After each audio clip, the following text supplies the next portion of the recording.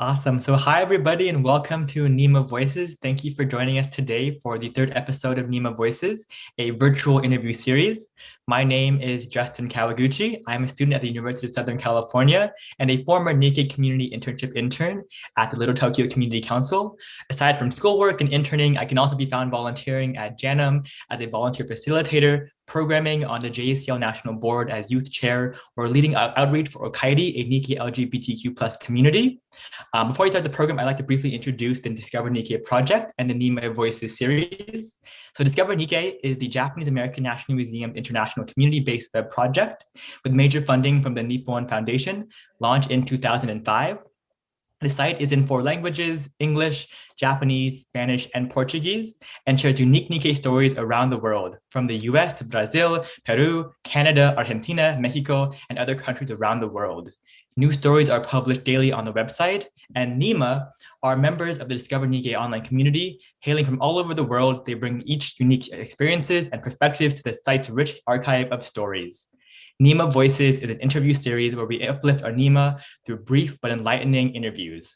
So today, in our third episode, I will be talking with Tamiko Nimura. Tamiko is an Asian American writer living in Tacoma, Washington. She has been writing for Discover Nikkei since 2008 and has just published her first book, Rosa Franklin, A Life in Healthcare, Public Service, and Social Justice. Her second book is a co-written graphic novel titled We Hereby Refuse, Japanese American Resistance to Wartime Incarceration, that will be published later this month. And she's currently working on a memoir called Pilgrimage. After my conversation with Tamiko, I will ask her some of your questions, so please feel free to use the comment box section in YouTube to ask your questions. I'll be asking at the end of the conversation. You will need to be logged into YouTube to use the chat feature, and we'll share links to the articles we mentioned in the YouTube chat and video description. And with that being said, I want to kick things off. Tamiko, how are you doing today? How are you? Good. Thank you, Justin, for doing this. It's so nice to see you. Of course, nice to see you as well. So I guess to kind of kick things off with a kind of a beginning question. Can you tell us some more about your family and your background? I mean, I read the article, Snapshot from Nikkei Filipina album, talking about your background as a Filipina and also a Sansei. Can you talk some more about your background and who you are? Sure. I'm a young Sansei. My dad was Nisei, but he married relatively late, so close to his late 30s. And my mom is Filipina, and she immigrated to the United States in the 1950s. And my dad and his family were incarcerated at Tui Lake. So I wrote a bit about being both Filipina and Japanese American in one of the articles on the site that you mentioned, growing up with, trying to negotiate both of those sides. I think it really made me want to be more inclusive, more generous, especially for those of us who are mixed Nikkei, and there are lots of us. Right. Great. And I think that one of the other beautiful articles that I read from you was you wrote a tribute about your uncle, Hiroshi Kashiwagi. Can you tell me some more about who he is and what impact he had on you? Yeah, I'm just smiling a bit because I've got his picture behind me over here. He was an amazing Nisei artist, playwright, activist, and one of the very first no boys to speak about his experience and share it with those of us from later generations. As far as how I think he affected me, I'm still unpacking that. He just passed away in 2019. But I think about how he was really a multi-genre artist, right? He was an actor, a poet, a playwright, a memoirist, and I have tended to write in a lot of different genres as well, not just biography and graphic novel, but personal essay, memoir. And I think that for me, he taught me so much about the different ways that you can use your voice. That's wonderful. I was reading the article and I think I really saw a lot of my family as their description of him, especially the humility. I think such a common trait in so many of the Nisei. And I think as a younger person, having ways to preserve and share our family stories is so important. So I loved being you wrote about the article and about this time that he had his works be recognized. So that was just wonderful to read personally. Oh, thank you. Hey, and I see also another kind of story you wrote about in one of your articles, how one of your aunties gave you and your sister money from her reparation check because your father had passed away before the Civil Liberties Act of 1988 was signed, and so he didn't qualify. Can you tell us some more about that story, and what did it teach you, and what impact did it have on your life? Yeah, so the Civil Liberties Act was signed in 1988, right? And then it took years for the reparations checks to go through and get distributed, right? And so my dad would have qualified, right? But he died before it was signed, and so he actually, we as his family did not qualify to receive reparations. But my dad had a very tight knit family, and so several of his siblings actually gave some of the reparations checks to me and my sister. And I remember very clearly about my mom telling me that this was going to happen. And I was so moved. And she said, what do you think we should do with it? And I said, well, part of it can go for me. I was about to go to college. Right. And part of it can go for my sister's college fund. And if that works for her, and she said that makes sense. But I think for me, it's just one of those really beautiful things about my family that really expresses the value of okage samade, right? I am who you are thanks to you. And kodomo no tameni, right? For the sake of the children, that it's really a collective love. It's a wider love that goes back and forth between generations. And I've been so fortunate to have that kind of love in my family. Right. I mean, I love to hear that. I definitely resonate again. I'm in college at USC now, thanks to my grandparents' support, and they're working so hard and saving when they were working to be able to help send me and my brother to college. So that really, I think the familial support means so much. And I love reading about that when I'm reading your articles. So I appreciate you sharing that. Oh, thank you. And so I guess suppose now kind of pivoting a little bit, but talking some more about your work with the Tacoma area. And so not many people, and myself included, knew that Tacoma had a Japantown. And so you wrote about the history of Tacoma's Nihonmachi for HistoryLink, which was the online Washington State encyclopedia.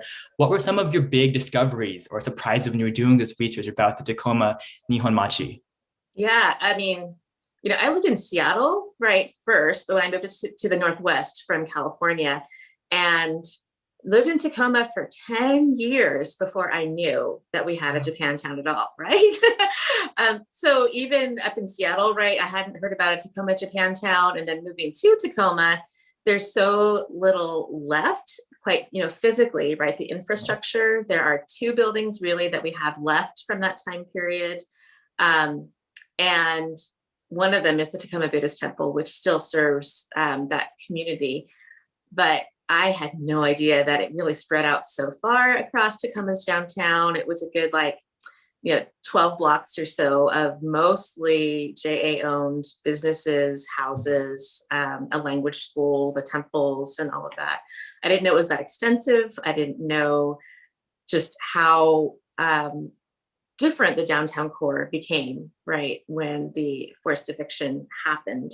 Mm-hmm. So first of all, it was just the surprises were first that we had one. Right. And the second surprise was that history had been largely erased, not by the Tacoma Japanese American community. They still keep that history very much alive, and within particularly the Buddhist temple, but the city around it seemed to have sort of forgotten and not really known about it. I was talking to people who grew up in Tacoma, born in the 1960s, and I said, oh, I'm writing about Tacoma's Japantown. And they looked at me and said, wait, we had a Japantown?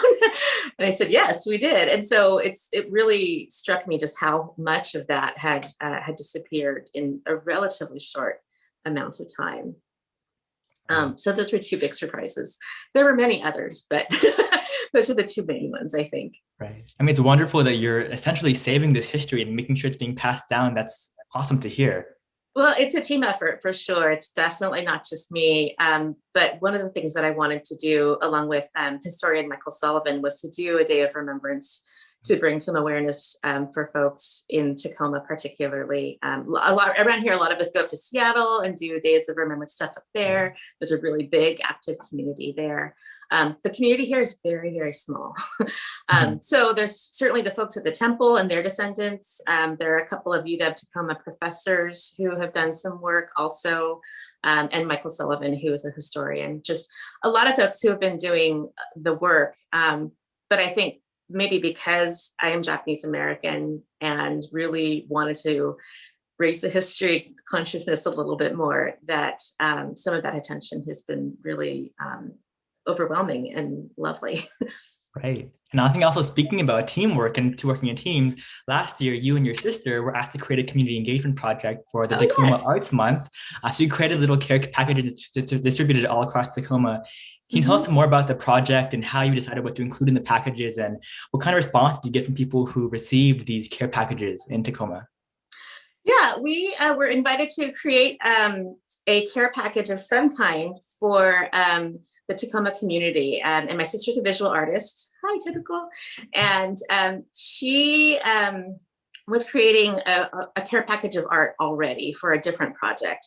And when we were asked to participate together, we thought, what if we did a care package kind of for mental health purposes, because that's really important right now. And also, what if we did care packages to distribute to what's called the Food is Free Project, which has a bunch of basically giving tables around the city of Tacoma. It's really no questions asked, just, take what you need.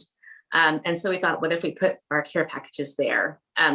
Inside, we kind of brainstormed together about what to put in them. So we had about 10 things, I think. My sister really wanted to do things that engage the senses. So we had little bunches of lavender that a neighbor donated.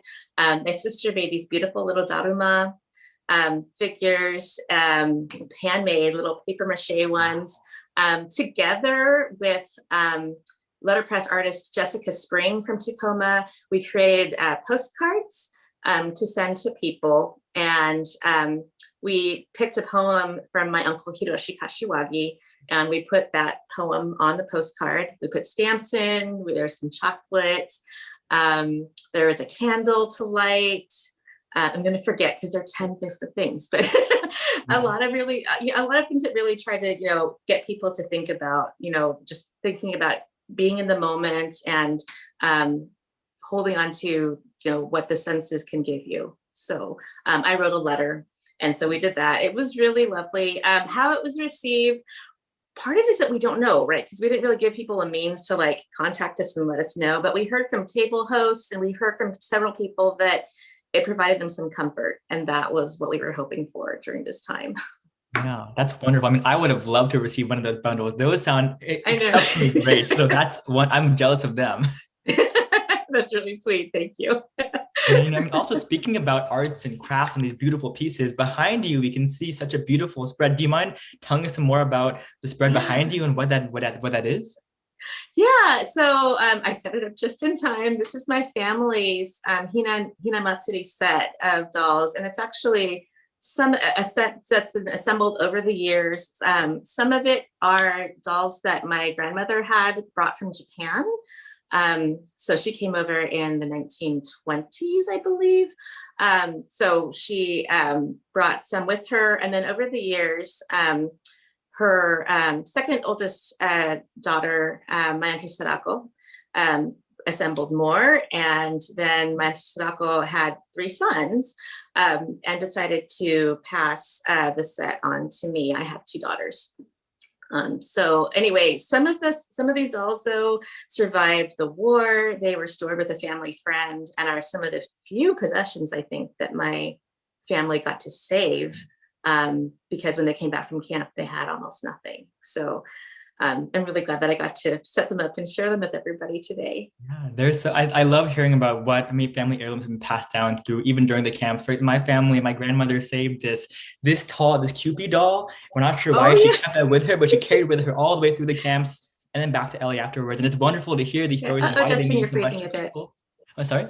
You're freezing a little bit. Oh. You froze up a little bit. Oh, sorry. Yeah, my Wi-Fi tends to be a bit crazy, but just saying how special to see what family heirlooms are passed down generation to generation. So yeah, I love to hear special.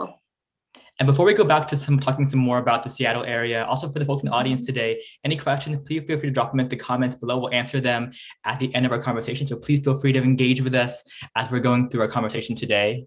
Now, talking some more about the contemporary Pacific Northwest Nikkei experience, you wrote many articles about that over the years, about the project and the organizations. What have been some of your favorite stories you've shared about this region and these communities?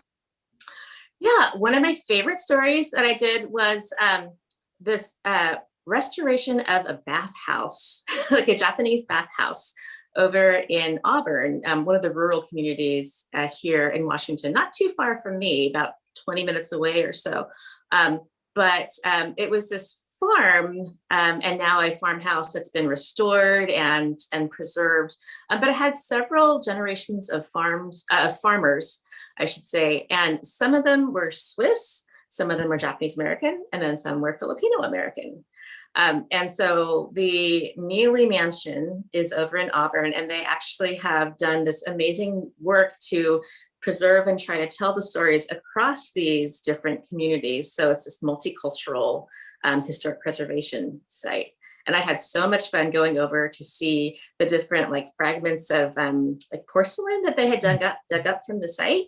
And then see the bathhouse in construction. And then they had reconstructed it based on like drawings from someone who used to live there, I think, and then some sketches and stuff. And just to see people putting that much love and effort right into telling this story was really lovely. That's one of my favorite stories. Yeah, I hope to be able to visit Seattle sometimes, visit Washington soon, to be able to see these wonderful sites you've been talking about. That sounds wonderful. Yeah, it was great. I also really love doing a sort of roundup of different historic sites beyond the Panama Hotel, because people know about the Panama Hotel in Seattle, thanks to Jamie Ford's novel. And there's a really amazing, beautifully preserved things in the basement there. And I think a bath as well. But I wanted to know what else was out there. So it was really great to just kind of poke around and try to say, hey, go see these other things as well. Yeah. There's great stuff.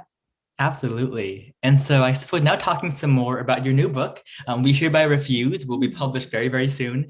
And your most recent article on Discover Nikkei will be coming out today, actually. So make sure to check it out for those who are watching today. It's about writing about the book. Can you tell me some more about the book itself and how you became involved with that project? Oh, I'm sorry. I couldn't hear the last part of your question. How you got involved with the project and some more about the book itself. Yeah, sure. So I was hired along with Frank Abe to co-write a graphic novel by the Wing-Luke Asian Museum. They also hired two illustrators, Ross Ishikawa and Matt Sasaki. A picture of all of us is in Discover Nikkei today, where I talk about writing the book. Let's see.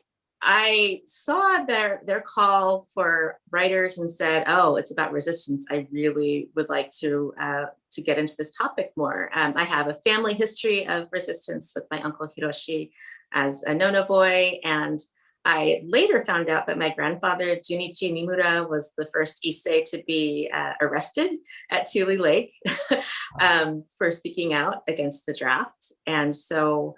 I really was interested in trying to learn more about it. So the book, let's see, it's basically a telling as much of a camp story as we could through the lens of Japanese American resistance. And we use some of the lesser known stories of resistance. We talk about Jim Akutsu and his draft resistance and challenging the draft based on citizenship status. We talk about Mitsuye Endo through her Supreme Court case. And folks know about her case maybe, but they don't know a lot about the story behind her case, and it's fascinating.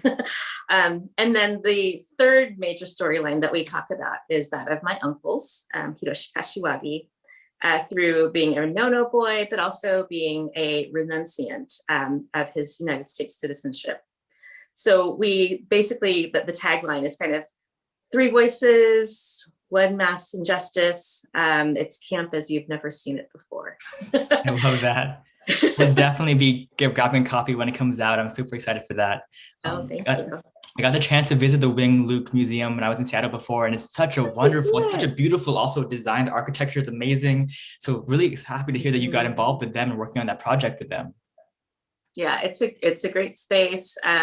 the Wing Luke has a grant in part from the National Park Service, and then they collaborated with our publisher, Tin Music Press, which is a Seattle small publisher, to help us bring the book to life. And it took us a long time. We were hired in February 2017, but I hope you'll find it was worth the worth the time. It was a really huge project, honestly.